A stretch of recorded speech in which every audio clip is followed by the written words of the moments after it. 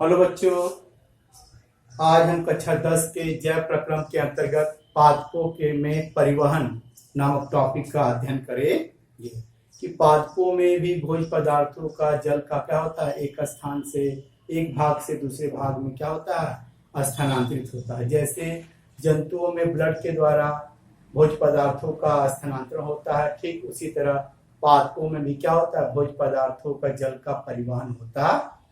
यहाँ पे दो तरह के ऊतक हैं, जाइलम ऊतक और फ्लोएम ऊतक। यही दोनों क्या करते हैं, पौधों में परिवहन का मुख्य कार्य करते हैं। जाइलम जो ऊतक है वो ढेर सारी कोशिकाओं से मिलकर बना होता है और वो जल को क्या करता है, पौधे की जड़ से पत्तियों तक पानी को पहुंचाता है। और फ्लोएम क्या करता है, पत्तियों से बने हुए भोज्य पदार्थों को जहां जरूरत होती है जिस भाग में, वहां पर स्थानांतरित करता है। आइए पहले हम देखते हैं पौधों में परिवहन। प्लांट्स जो होते हैं प्रकाश संश्लेषण के दौरान कार्बन डाइऑक्साइड, जल, सूर्य की रोशनी, क्लोरोफिल की मदद से क्या करते हैं, अपना भोजन पत्तियों में स्वयं बनाते हैं। ये जो CO2 होते हैं पौधे कहाँ से लेते हैं, वातावरण से लेते हैं। H2O जो जल है वो भूमि से लेते हैं। इनके अलावा पौधे शरीर के निर्माण के लिए कुछ कच्ची सामग्री का भी इस्तेमाल करते हैं, जैसे नाइट्रोजन, फास्फोरस, दूसरे लवण होते हैं। ये पौधे कहाँ से प्राप्त करते हैं, इन पदार्थों को सॉइल से प्राप्त करते हैं। और सॉइल से जब ये प्राप्त करते हैं तो इनको पत्तियों तक पहुंचाया जाना जरूरी है। तो यहाँ पे दो टॉपिक दिया गया है। जब सॉइल से पत्ती तक की दूरी कम होती है तो ऊर्जा का स्थानांतरण और कच्ची सामग्री का स्थानांतरण नॉर्मल विसरण विधि द्वारा हो जाता है। यदि पौधे मान छोटे हैं तो उसमें सामान्य विसरण के द्वारा क्या होता है, भोज्य पदार्थों का, कच्ची सामग्रियों का क्या होता है, ट्रांसपोर्टेशन हो सकता है। लेकिन यदि सॉइल से लिप की जो दूरी है बहुत अधिक हो जाएगी, तब वहां पे परिवहन सुदृढ़ प्रणाली, एक वेल डेवलप्ड ट्रांसपोर्टेशन सिस्टम की आवश्यकता पड़ती है। पादप का शरीर जो होता है ऊर्जा कम आवश्यकता पड़ती वहां पे और उनके अंदर धीमा परिवहन होता है जंतुओं की तुलना में। पादपों के शरीर में ट्रांसपोर्टेशन का जो स्पीड होता है उनकी तुलना में, जंतुओं की तुलना में कम होती है और एनर्जी की आवश्यकता कम पड़ती है। क्यों ऐसा होता है, क्योंकि उनके अंदर मृत कोशिकाएं ज्यादा पाई जाती हैं और वो गतिमान नहीं होते हैं, इसलिए उनको ऊर्जा की कम आवश्यकता पड़ती है। इसीलिए इनके ट्रांसपोर्टेशन में ऊर्जा कम लगता है और ये ट्रांसपोर्टेशन अपेक्षाकृत जंतुओं की तुलना में धीमी गति से होता। आइए हम पहले पढ़ते हैं जल का परिवहन। जल का परिवहन जो होता है वो एक संवहन ऊतक है जिसे हम बोलते हैं जाइलम। जाइलम के द्वारा जल को क्या होता है, जड़ों से पत्तियों तक पहुंचाया जाता है। तो जल का जो परिवहन है जाइलम के द्वारा होता है। जल के परिवहन में पौधे के रूट, जड़ में एक होता है रूट हेयर, एक कोशिकीय मूल रोम होते हैं, वही क्या करते हैं, पानी को अवशोषित करते हैं। पौधे जो होते हैं पानी को भूमि से एब्जॉर्ब करते हैं। वो किस प्रकार का जल होता है, वो केशिका जल होता है। कैपिलरी वाटर को पौधे क्या करते हैं, अवशोषित करते हैं।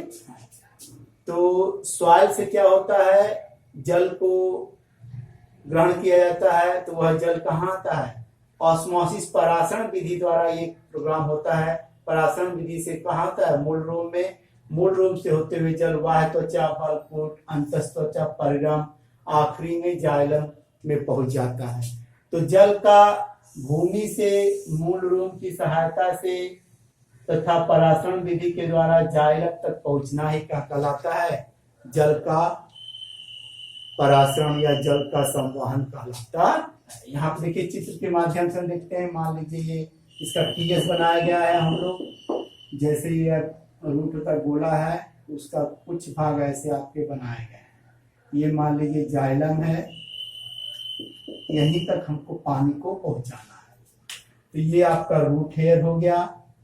ये जो काली से हम लेयर बनाए इसे हम बोलते हैं बाह्य त्वचा। ये नीली जो कोशिकाएं हैं से बलकुट है, ये फिर ये काले रंग के अंतस्त्वचा, फिर ये नीले रंग की है परिरंभ, आखिरी में ये आपका जाइलम है। तो जल को हमको सॉइल से लेते हुए यहाँ तक पहुंचाना है।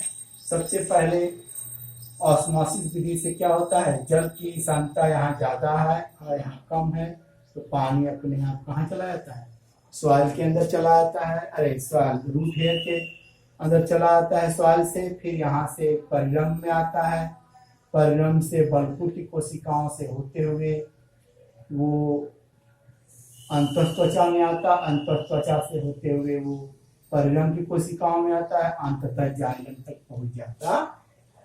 इस तरह हमने देखा कि जल का परिवहन किसके द्वारा हुआ है, रूट हेयर की मदद से होता है। कौन सी विधि है, ऑस्मोसिस है। अब आता है जल तो पहुंच गया कहाँ पे, जड़ के जाइलम तक, लेकिन अब उसको पौधे के ऊपरी भागों तक तो जाना होता है। तो पौधे के ऊपरी भागों में जाने के लिए जाइलम वाहिकाएं काम करती हैं। उस प्रक्रिया को हम बोलते हैं रसारोहण, इसे हम बोलते हैं असेंट ऑफ सेल। जाइलम के द्वारा जल का ऊपर चढ़ना, जड़ से जो रूट है वहां से पानी जो है पौधे के ऊपरी भागों में चढ़ना है, किसके द्वारा, जाइलम के द्वारा, उसी को हम बोलते हैं रसारोहण। Upward movement of water with the help of xylem is known as ascent of cell. इस घटना में जाइलम आपका क्या करता है, योगदान देता। आइए, तो कुछ पौधों में रूट प्रेशर के द्वारा क्या होता है, पानी ऊपर जाता है। तो रूट प्रेशर के द्वारा यदि पानी ऊपर जाता है तो यह जो सिद्धांत है वो कुछ पौधों में लागू, छोटे पौधों में क्या होता है, माना गया कि रूट प्रेशर के द्वारा आता है, लेकिन बाद में साइंटिस्टों ने खोजा कि नहीं, हर पौधों में रूट प्रेशर के द्वारा पानी ऊपर नहीं जाता है, वहां ट्रांसपायरेशन पुल काम करता है, वाष्पोत्सर्जन आकर्षण काम करता है, चूषण काम करता है। देखिए कैसे होता है, वाष्पोत्सर्जन के दौरान जो पानी होता है वाष्प के रूप में बाहर निकलता है। तो पत्तियों में क्या होता है, पानी कमी हो जाती है, तो वो पानी क्या करेगा, तने से अपना खींचेगा। तो ये ट्रांसपायरेशन खींचा हुआ, वाष्पोत्सर्जन से पानी लॉस हुआ, तो वाष्पोत्सर्जन क्या करता है, पानी को अपनी ओर खिंचाव करेगा, खींचेगा, इसी को हम बोलते हैं ट्रांसपायरेशन। तो यहाँ पानी कमी पूरा करने के लिए यहाँ का जल क्या हो जाएगा, आपका पत्तियों में चला जाएगा, फिर यहाँ पानी की कमी हो जाएगी, तो ये पानी कहाँ से लेगा, जड़ से लेगा। जड़ में जब पानी कमी हो जाएगी तो जड़ क्या होगा, ऑटोमेटिकली पानी कहाँ से लेगा, सॉइल से लेगा। ये ट्रांसपायरेशन खिंचाव के द्वारा पानी क्या होता है, ऊपर चढ़ता है। ये डिग्जॉन और जोली नामक वैज्ञानिक ने सबसे पहला कोहेशन टेंशन थ्योरी दिया था, किसके लिए, एसेंट ऑफ सेल के लिए। यह सिद्धांत काफी प्रचलित है, स्वीकारात्मक है, क्योंकि बड़े बड़े पौधों में इसी विधि के द्वारा पानी जड़ से पत्तियों तक पहुंचता है। इसे हम बोलते हैं रसारोहण। अगला टॉपिक इसी के अंतर्गत आता है वाष्पोत्सर्जन। पौधे जितने पानी का अवशोषण करते हैं उतना इस्तेमाल नहीं कर पाते, तो अतिरिक्त पानी को ये क्या करते हैं, अपने शरीर से बाहर निकालते हैं। तो जल वाष्प के रूप में पौधे के बाहरी अंगों से बाहर निकलना, वातावरण में जाना ही क्या करते हैं, ट्रांसपायरेशन या वाष्पोत्सर्जन कहलाता है। Loss of water in the form of water vapour through leaves या other part of body is known as transpiration. Transpiration के द्वारा पत्तियों से क्या होता है, आपका जल वाष्प के रूप में बाहर निकलता है। तो वाष्पोत्सर्जन इस तरह से कई कार्य कर सकते हैं। पदार्थों के स्थानांतरण अर्थात जल का परिवहन कर सकते हैं। जल का यदि परिवहन होता है तो और भी आयंस का परिवहन हो सकता है। वाष्पोत्सर्जन ताप नियमन में मदद करते।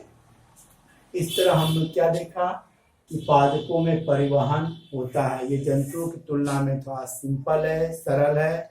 इस अंतर्गत हमने क्या पढ़ा है, जल का परिवहन जो किसके द्वारा होता है, जाइलम के द्वारा होता है। नंबर 2 असेंट ऑफ सेल, रसारोहण। नंबर 3 वाष्पोत्सर्जन। आगे वाले टॉपिक में हम लोग अगले फ्लोएम के द्वारा पदार्थों के स्थानांतर को अध्ययन करेंगे। धन्यवाद।